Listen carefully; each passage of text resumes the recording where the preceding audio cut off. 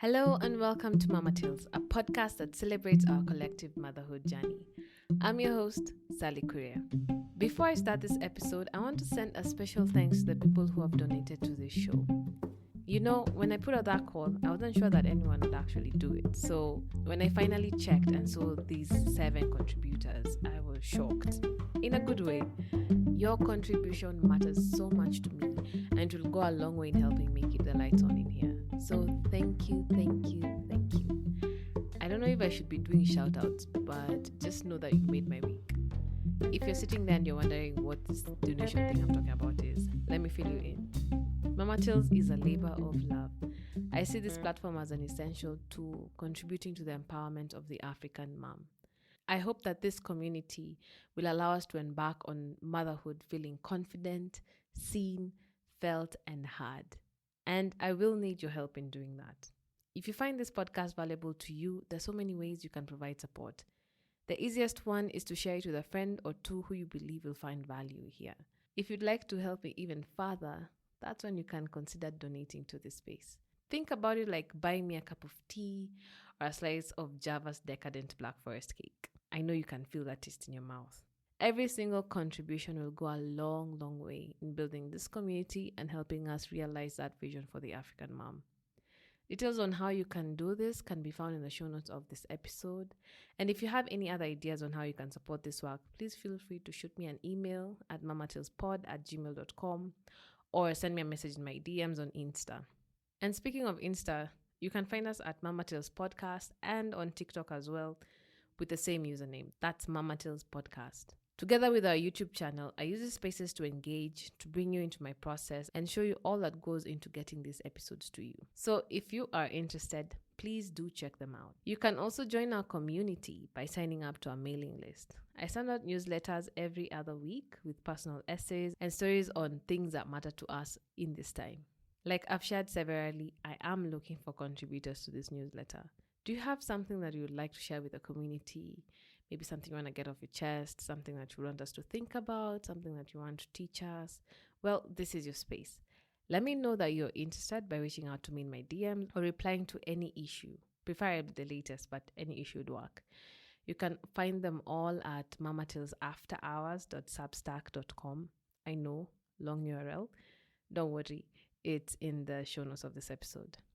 Lastly, I am starting a recording spree. So, do you want to share your story or do you have a topic that you'd like explored in the podcast? Just let me know by filling in the 2 forms that are shared in the show notes of this episode. And if you've already submitted, don't worry, I've seen it and I will be reaching out to you soon. Being a first-time mom can be daunting. You're faced with new challenges and circumstances that you might not be fully prepared for. A lot of us find comfort in the things that we know to help us through this period. Our friends, our families, our partners, and the sense of security that comes from home. Our storyteller today decided to chart a new path away from all she knew. In this new country, she had to face one of the most life-changing seasons in a woman's life, motherhood. My mom had not taken care of a child in 25 years. And she's a completely different person and personality that she will love you, but I don't think she's hands-on motherly in regards to nurturing babies especially, and everything. My sister had her own children to be able to take care of, so I knew that was not going to be there. And knowing how the environment in Kenya, they'll tell baby shamtamba like, tutakuja kufunga diaper, and then nobody shows. No one comes by the. No one comes. No, I won't lie to you. No one comes. So I knew that was what was going to be on the other side, but also what this side also offered was that everybody was in your business every time. As always, before we jump into her story, it's time for the highlight of the week, and we have our very first contributor, my husband. Some would say that I roped him into this, others would say he gladly volunteered. Whatever the case, here's his highlight. So Kyo always frequents the office when I'm working from home.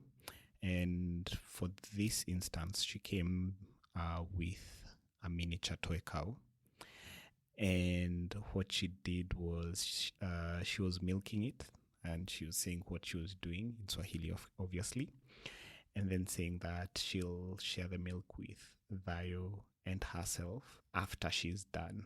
The backstory goes that, Kyo and Thayo love their milk. They can't do without it. When we went to Cape Town and we knew we were going to be leaving the kids with the grandparents, I insisted that they see how cows are milked and learn where milk comes from. As children who are going to be born in, not who are going to be, but rather who are born in town, they'll probably not experience such things unless they go to the farm and stay with their grandparents. So it was nice seeing that, they actually learned that, cows are actually milked, and that's where milk comes from as opposed to a milk packet. And having known that, I'd say as a child, since I lived in Nyahururu since I was born, I think it was a nice sharing that with my children and seeing it learning as well from their grandparents. So it was sort of like coming full circle, them experiencing what I experienced. And it was a nice sweet moment for the week. So yeah, that's my highlight of the week. Remember that you too can have your highlight featured on the podcast. Just send me a voice note or a message on my Instagram page. In her early 20s, Sharon got an opportunity that seemed unreal at the moment. Her fascination with Uganda had started years ago. A wedding she saw on TV gave her a glimpse into what it was like, and she joked with her mom that she would want that for herself one day. Many years passed from then. She finishes school and gets an internship for around 2 years, and then out of nowhere, an opportunity comes for her to set up what she's been working on, but in Uganda. Someone else was supposed to go, but it didn't work out. Since she was young, curious, and had no attachments, she jumped on the opportunity. The call came to her on a Thursday, and by Sunday, she was on a plane on her way to Uganda. She was meant to stay there for a month, but that 1 month led to 10 years.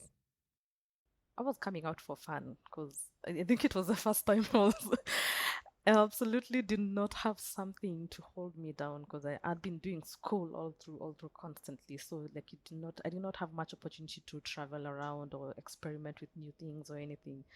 So my idea was, let me come and see what this other side of the world holds and everything. The party life in Uganda is quite different in regards to Kenya. For 23-year-old, that was fantastic and awesome. So I took it up headstrong. Work hard, play hard, as equal as the same time. But there was also it was also a very good environment, and it still is, in regards to building friendships and building relationships. There's a little bit of seriousness when it comes to like, oh yeah, you go, I'll be dating. Yes, we're dating. So we're not dating plus other 13 people. You can say I was lucky. Then whether it was me or the people that I've met, but that's the kind of environment that I actually found. So as much as you keep on saying you're coming to play, or this is how the Kenyan market runs in regards to people around and everything, there's a bit, if I think there's a bit of respect when it comes to dealing with relationships and people. And then people are so welcoming. Like I've never found a hospitable country like this. Like, there's always a running joke that Kenyans come and never go back because they are welcomed back home and everything. So Ugandans opened their arms, opened their homes, opened their families. That again, like within, because I came here in September, by December, I had brought in my entire family, all from aunties to cousins, to just come and see the town. By the December, I had attended a Ugandan wedding, just in traditional, where attending, those things that you actually do not get to be able to experience in a community unless you've immersed in it for a very, very, very long time. But they did allow me, like, okay, it's okay, come see what this country holds. With all these relationships you're building, right? So how did you meet your partner? I met my partner in the office. I'm an office romance baby and everything. So we keep on having this running story because I can actually remember the exact outfit he was wearing the first day I walked in and everything. And I was like, oh, nice looking people. I was like, I think I'm going to stay in this country for much longer than I had hoped for.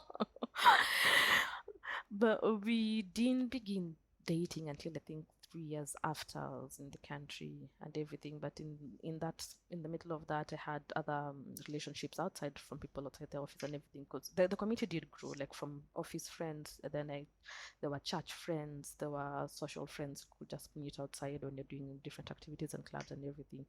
But for him, we met in the office. We were on different relationships, and then I think around the 3 year mark, both of us were absolutely single, and it was just that thing of, and I was supposed to hook him up with one of my friends, and then that turned the other way around, where he was like, no, it's you I'm interested in, and can we make this official? So we picked it up from there, and I keep on saying it was the fastest whirlwind romance I've ever had, because I think within a week of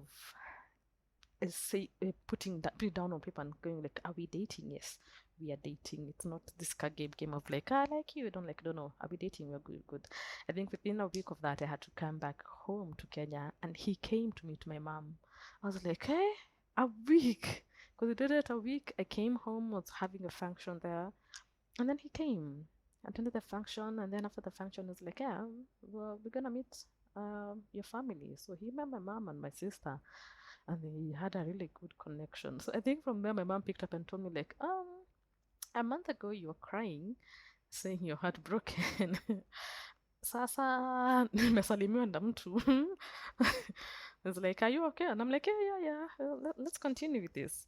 So that's how I met my husband from office, and we picked it up immediately, and he made it very formal and official very, very quickly. Because I think after that I came back to Uganda, and I met his family. His family is absolutely ridiculous. They make this thing of a new girl is part, or a new guy or a new girl is coming into the family, and they'll have a family lunch with everybody, because they're not just on my end. I'll be only 2 siblings, I and my sister. But on his hand, there are quite many, and like even their cousins are considered siblings. So I walked into a house with quite a number of people, their spouses and their kids, and I'm like, oh my God.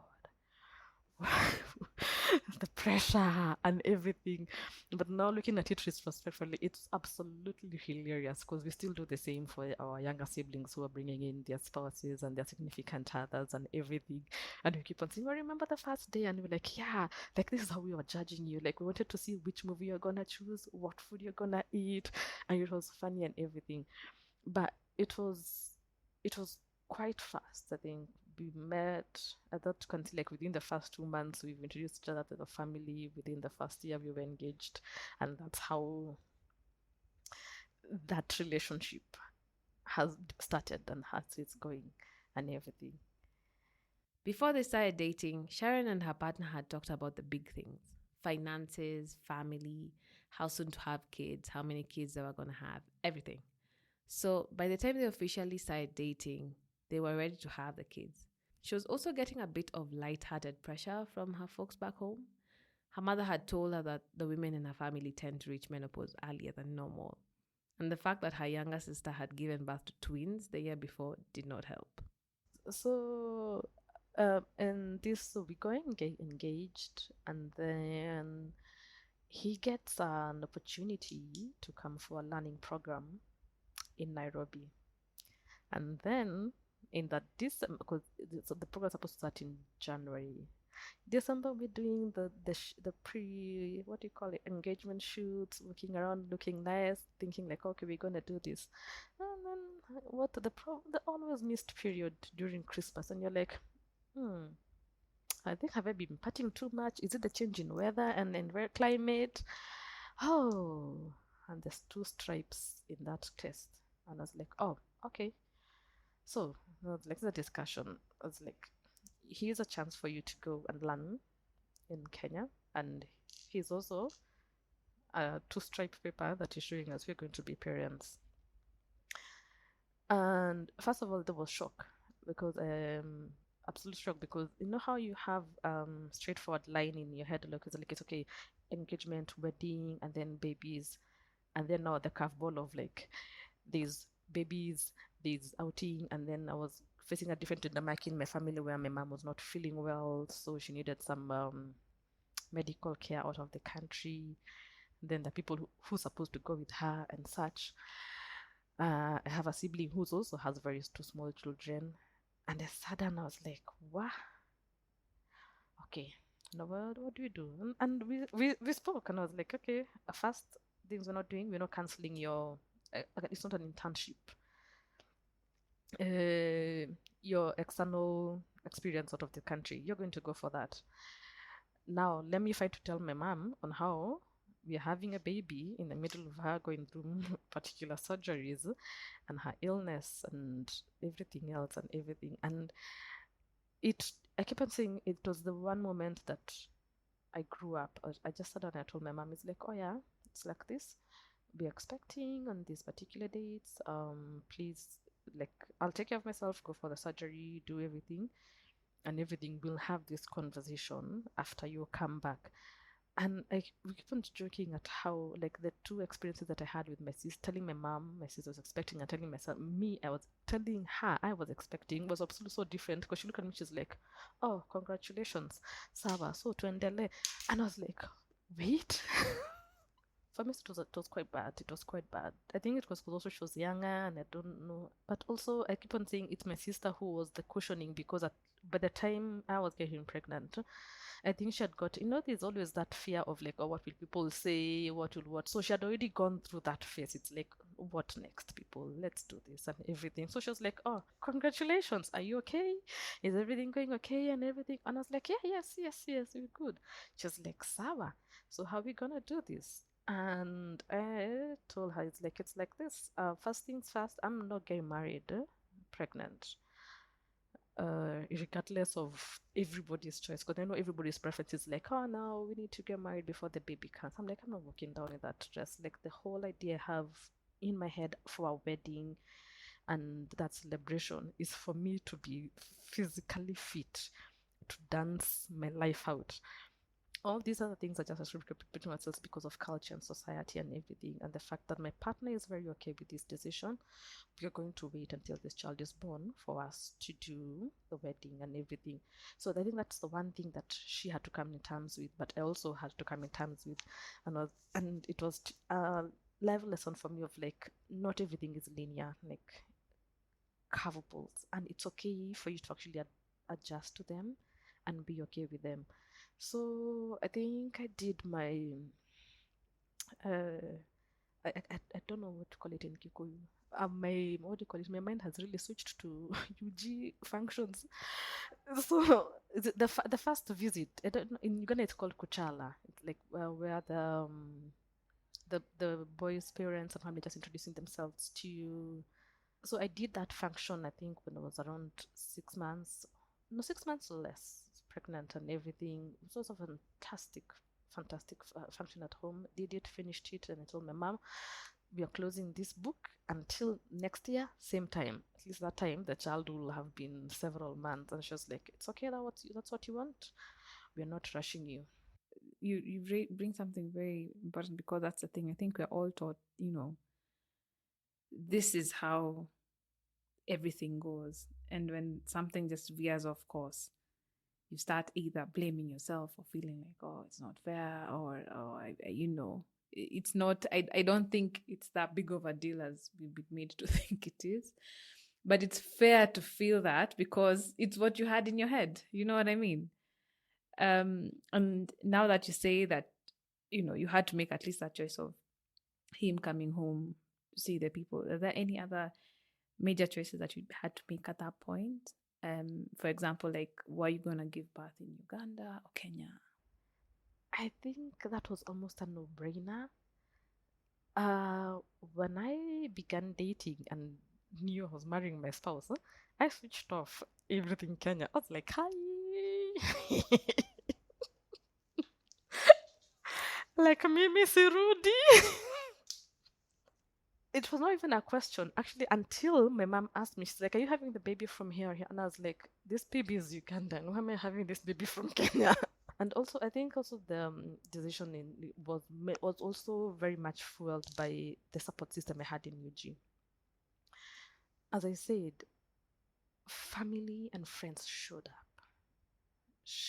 Like, I don't think I've ever enjoyed. I've only had 2 pregnancies, but I've ever even seen other my friends enjoy pregnancy the way I did. Being doted on. Like my mom-in-law used to send me things like, have you eaten this? I've sent you this to add. What? How's the baby? Like? It was and not even just mom, my sisters from here, your friends and everything.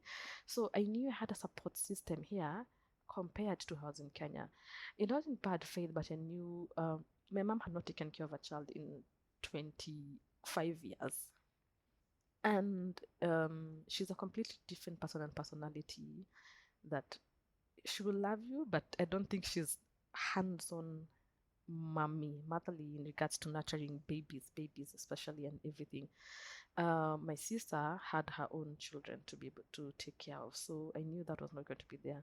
And knowing how the environment in Kenya, they tell baby shamtamba like, tutakuja kufunga diaper, and then nobody shows. No one comes. By the way, no one comes. No, I won't lie to you, no one comes. So I knew that was what was going to be on the other side, but also what this side also offered was that everybody was in your business every time. I'm saying people can take it badly, but I loved it because I knew I had a backbone. Like, people were in my business all through. And so, like, I think the one thing, like, if from the point that we announced we were pregnant, like, it was constant mom checking on, and mom being now my husband's mom was constantly checking up on me, sending things and everything. My sisters were also on the same case and all that stuff. When I gave birth, my spouse's younger sister came to stay with us. I keep on saying she's a co-parent to my kids because new moms, yes, a lot of things are adjusting. She raised those babies because she did stay with us even for the second pregnancy and everything. My mom came, my mother-in-law that is, came from her house and stayed with me for 2 weeks. The first 2 weeks postpartum. And I keep on saying, if I'll never say anything, thank you. Like, that's the one thing I needed, absolute. Because I was in the deep darkness of postpartum. I have no idea what's supposed to be done. But mom was a mom. Like, she massaged. She actually slept. My husband moved out of our room into the guest room and made a makeshift bed for my mom next to me. So I used to breastfeed and then I give the baby to mom, or she's woke up at the night, she'll adjust my pillows and everything. She'll give me those lymphatic massages that you get postpartum to drain all the fluids. But I remember there's a point where I'd have to give them, I don't know how many days after, I was so weak and tired. Mom showered me so that she could massage my entire body with hot water and everything. And I was like, that selflessness that she actually has and actually gave out and everything, that I was there crying, and not my mother, my husband's mother was holding my hand, showering me, massaging, making sure everything's like cooking for me, giving me the proper meals, showing how to do the babies. Like, it's that support that I've never ever forgotten. And I knew it's not that the Kenyan side or my Kenyan family was not going to offer it, but they were not going to offer it the way it was being given here. And also, our culture is quite different. Like, hey, you stay in hospital for 5 days and then you come out and they're like, okay, run with it. You have no idea with it. Here, you're out. Come now, because I really think in Nigeria, I think you've seen most people usually have their babies and then go to their mom's house for like a month. They don't stay in their home, and then after a month, no, they come back to their home, because that 1 month, like those 40 days, you do need the help and everything, which was not available at home. So back to it was almost a no-brainer. I was gonna have this child in Uganda. I was gonna enjoy this support system. I think a lot of people always have that question of like, oh, how's your health facilities? Better Kenya is better than everything. Huge believer in faith is like, man, if it's good, it's good. Like, if there are people there in that country being treated, drinking that water, going through that medical system, what's so special, my friend? Just chill. Go through it. It will be good. And everything. The same happens to like, you know how people will not go to a rural, like, pharmacy or a clinic at your lazima to Nairobi to Katibio. And I'm like, there are people living in this entire place and they actually go through this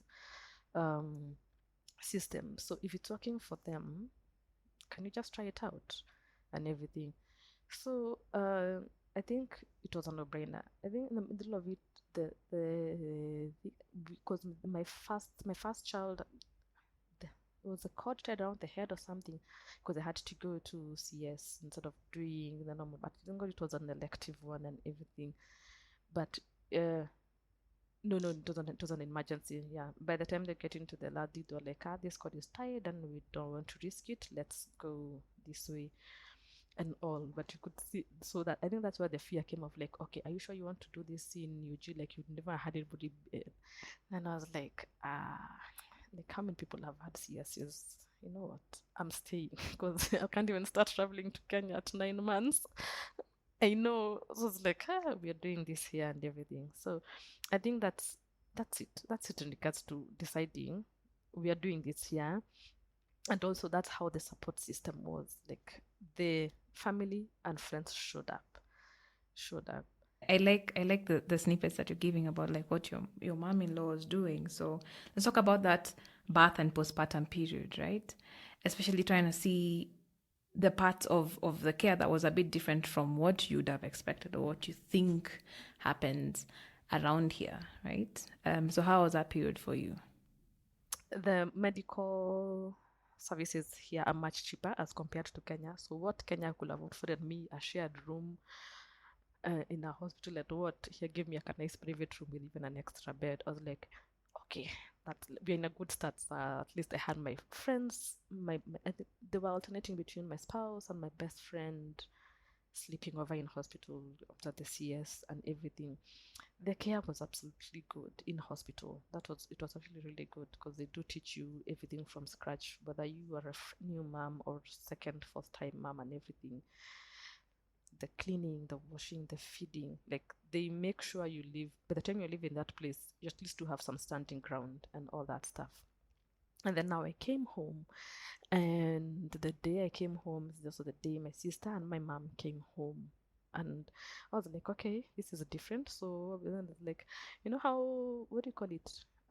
In here sometimes for your postpartum and then you're having guests who are coming and leaving. So you're taking care of the guest and then you're taking care of yourself and they take care of the baby. Hey, princess treatment. I keep on saying I need to open a clinic in Kenya offering these things because we really do undermine postpartum care. And it's the greatest thing that will be able to help you heal physically and mentally, and especially mentally. Because I was told to sit down. Kazini, boob, peana. And then next, tukukande mwili, uelewe. And at least there was no pressure of like, kula easy, funga tumbo, sijui nini. It's like, we need to make you alive kwanza. Like, we actually just need to keep you, alive and well and everything. So, mom was around, was doing the massages, and was cleaning me. Like, she actually absolutely was cleaning me. You know, mom, I was even telling my mom, like, it made me cry because I don't even think the last time my own mother saw me naked. But this is a new mom. Let me put on Andy tying my hair so that she can shower me and all that stuff. There was the soup. I think I'm saying the funniest thing was you see how in Kenya we have the oshoro and jahe. In Uganda they don't have jahe, they have beans, and then sometimes there was dessert beans, but for boiled beans, and I was like, you need to drink this for the milk. Hey, I drank it once. The gas, la la la. I was like, I love you guys. We can do this one. We can. We can do this one. Wow. So you're saying the water from the beans?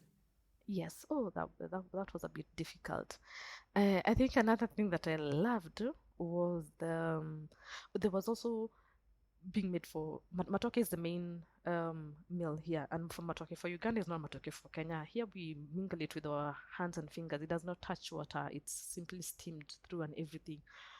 So the food helped, even with the constipation and all the other things, because it was matoke soup, like, but it was also constantly. I think mom was constantly cooking. It was like, oh, there's always food on my table. Like, have you finished your water? Here's another one. But absolutely did nothing for the family. I think another thing that was quite interesting was chogero. Chogero is It's a mixture of herbs that are boiled and then you wash the newborn in them. They're pretty good for skin. I think I've actually seen them even for dermatologists recommending them for guys with extreme eczema that they've not been able to work with the steroid creams and everything and all that stuff. And it's a very traditional thing, and because like mom has to go, because like for my child girl, she had to ask her sister to specifically go to the market and choose them herself and everything, then brought them home, and then the herbs are boiled for, is it a day? I can't remember the exact time. And my baby was washed with those for the first couple, I think for the first week several times and everything. And I was a spectator because I was like, this is a movie. Like, because you're seeing the water is brown. Yeah, baby is dipped, baby is massaged, dipped, nini. They sleep. And what? And I was saying, people have very different perspectives. Some of them will say like, oh, it's rituals, that is what. But like, if you look specifically like the whole aspect behind it, it's completely different from what people actually see. Like the whole intention behind it was, it's just a tradition. It's just herbs to when I say it's like washing out the waters of the womb from the baby's skin and everything and all. So that was a shock for me because I saw it being boiled, brought in the karai, then babies come and rest, and then they're massaged in it and everything. If you actually see the photos of babies being washed in chogora, you'd be like, ah man, Africans. But she enjoyed it, and I actually watched it. I remember I sent my mom that image, and she was like, "Nini mnafanya mtoto? Like, what are these?" And I was like, "No, it's not a ritual. We're just washing the baby in herbs and everything." Even I, like, if I could be washed in the same thing and everything, but that was absolutely different. But it's generally the whole involvement in the family in being this child's life. They took care of her, they took care of me, and then they took care of my husband. Because I actually can't remember my firstborn, the crying, the screaming. It was a very gentle transition into motherhood. Into it. Yes, you have the hiccups of the nipples cracking because of breastfeeding and you're still bleeding, but I was in a very happy state of mind and I enjoyed actually being home and mothering this baby. Like many new moms, going back to work was one of the hardest things that she did. On that first day back, she carried 2 feeding bottles that got full by 11 a.m. By 1 p.m., her breasts were rock solid and she needed to go back home and feed her baby. Adjusting to this new life away from her baby was hard, but at least her sister was there to take care of her child. She stayed from that time until my second born was. Wait, that was last year. Yes. I think you can also say that was also another shock. I think in Kenya ni unaolewa uko peke yako. I got married and I got a sister. She calls me her second mom as well as her sister, and I also call her my sister and also the second mom to my kids. Because she just finished high school when I was joining uni, and then she took in uni and like evening classes. So she was there during the day when I was not with my kids and everything. So I keep on saying is if you're in a situation, take it 100 or leave it at 0. Carrying around things like, has like, oh, mother-in-law, I can't be this close because there's the in-law part of it. And I'm like, who are you denying that joy of having a full-blown beautiful relationship? It's you. But just a simple thing that in your head, like, no, they cannot be my full family because I was not born into them. I think also the dynamics in Uganda families, because my spouse's family is a blended family and blended in more than one way. Like there are siblings who are from mom, siblings who are from dad, and then they're even cousins. There's a lot of blending, but you see how they relate.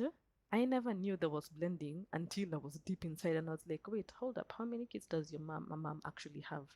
It's like, oh, my mom with my dad is this one's, and I was like, so, and I was like, yeah, but in every function, in every opportunity, when you start counting siblings, you count from the very first one who's associated with, probably it's your dad, your sibling through your dad, not through your mom, and they are absolutely there in your life. So it was so it was such a very, very, very funny thing for me, because I've never seen it even in Kenya. I was like, when you're blending, some people always abandoned, but no, here it was. We'll take a short break here, and when we come back, Sharon will share her experience with postpartum depression after the birth of her second baby.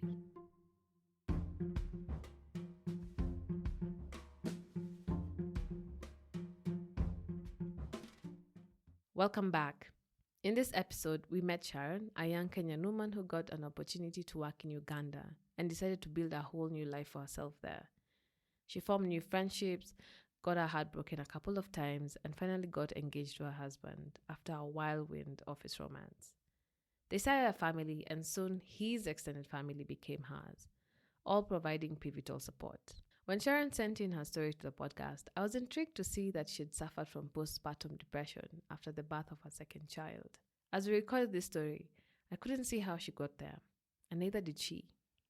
I keep on asking myself that question, because the second one came in nicely scheduled exactly 3 years after the first one, but I keep on thinking it was more of prenatal depression that led to postnatal depression and everything. This pregnancy was different, absolutely different, to the point that my mom and my best friend jetted into the country to check whether I was going insane and everything, because I had completely cut off. Everybody did not want to be talking, don't want to be touched, don't, those ones whereby they tell you like, alikuwa mwenda wazimu, hakuwa hata kusikia sauti ya bwanake.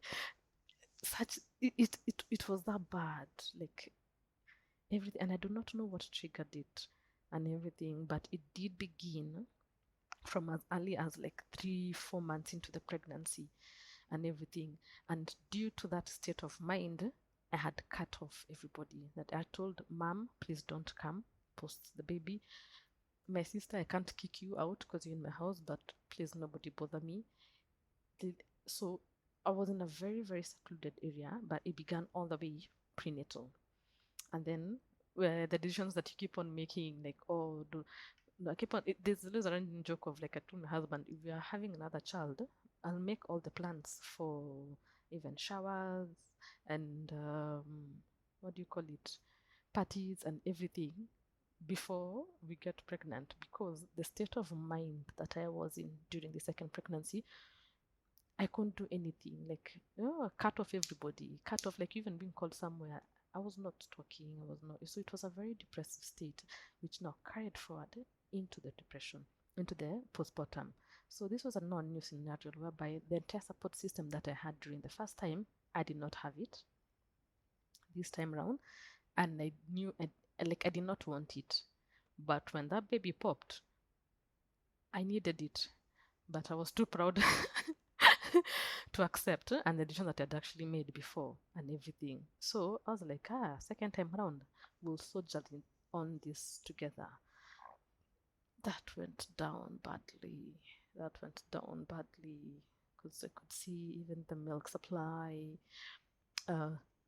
the boy, because the second one was a boy, wasn't like my firstborn is a very meek child, very happy, very excited, and I'm like, why is this child not very happy and everything, forgetting that people actually different personalities even when they're children and all that stuff. And then he cried, what, I think colic or what, for a whole month. We used to have a running schedule of 2 a.m. to 4 a.m. So the first round was my husband, because he has to wake up in the morning to go to work, and then me, and then my sister, so that at least everybody can have 2 hours of sleep. Like, cry constantly. I was like, what? So it got so bad. Postpartum depression is really bad, because you look at the child and you're angry and you're like, why? Like, why you mistreating me? Like, why am I doing? And then start thinking, the question of keep on asking, like, the common denominator in all this is me. So can I be able to eliminate myself? Then everybody think, and I think that was the point I knew, like, okay, I think I'm in trouble. The fact that you're actually seeing, like, I'm the problem in all of this, and I'm not managing everything. So let me see how I can eliminate myself from all this. And I was like, told my husband, something is not good. I'm not right here. But I'm not willing to start going to hospital for medication, because I think that's also one thing. You just not very huge on the mental health space. So by the time you're telling somebody I'm suffering from postpartum depression, they're like, I seen a baby blues, just got a kid, so chill. I was not sure where I was gonna get support to be able to treat this. So I was like, we're gonna do talk therapy and talk. So it took a lot, because even the whole state took a lot of strain in our relationship, whereby one person is seeing you're down, but they have no idea how to help you getting out of that funk, and they don't know whether they're the ones causing the funk. Like it was really bad on him. Talk therapy helped, because we had to unearth each and every problem. And it's so sad whereby you are asked, like, so why did you do this? And I'm like, I absolutely do not know why I did this or why I said this. I was just angry, and I cannot tell you what I was angry at. So it was a lot, and it did a number on my relationship with my mom, with my sisters, with my actual mom, even in Kenya, and my sibling in Kenya. That was a huge breakdown of those relationships, because I completely isolated myself from everybody. And then I give birth, have the baby, and then I think 2 months after now going back to work, COVID hits. So we are home, and we had to deal. Like, there was no more running. There's no running to the office. There's no running on everything. And that's why I keep on saying COVID was the greatest healer of my marriage and my relationship with my kids. Definitely it was, because being in that environment, and I actually had to see them, and I'm like, hey, now I'm facing my problems. It's like, you're the problem in this. You're not talking to your husband. You're shouting to this child. You're doing this and this and everything. And I had to nitpick and start fixing each and every. Like my firstborn, we had to doing activities together, actually talking and everything. The new baby, who was now turning 6 months, I had to be there. Physically. Like, I'm not physically here. We're not trying to breastfeed again and everything. I'm trying to understand and love that this child is different from the first one. They're physically fine and everything, but in my head, I'm comparing. It's like, Mona, you're not as fat as the other one. You're not doing what or what. And it's all in your head because of the things that you're just going through. I had to start fixing my relationship with my husband. I was like, we're going to be locked in here for a couple of years. So we better start figuring out what was the problem of the problem.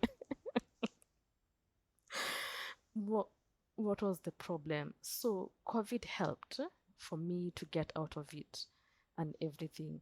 But I keep on saying I cannot be able to say what caused it. And also that it's also my greatest fear, like for any future pregnancies, if this occurrence will actually happen again, because I cannot say like it was because of work stress or what.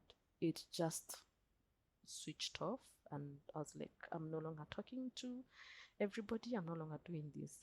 I even sometimes go to my mom and tell her, but mom, I don't hate you. Like, it was just a bad moment. And she's like, I understand.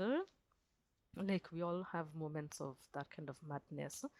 So it was not in bad faith.